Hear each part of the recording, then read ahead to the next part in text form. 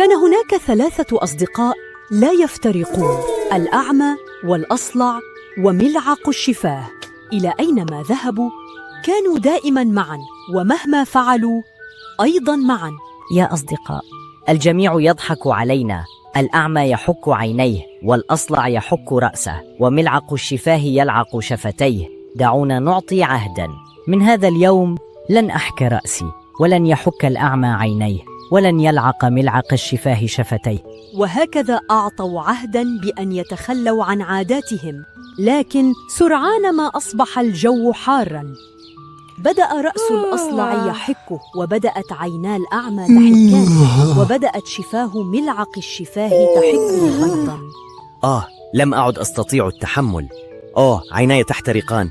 ماذا أفعل؟ كان والدي صياداً. عندما كان يرى الفريسة كان يغمض إحدى عينيه ويشد القوس، ولم يخطئ الهدف أبداً.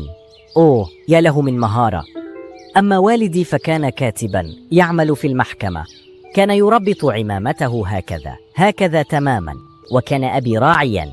عندما تبتعد الأغنام كان يصرخ هش هش ويصفر ويجمعهم معاً مرة أخرى. لا ينبغي للإنسان أن يخاف. لا توجد صعوبة كبيرة بحيث لا يمكن أن تكون أسهل. صحيح أننا خرقنا العهد، لكننا جعلنا الحياة أسهل.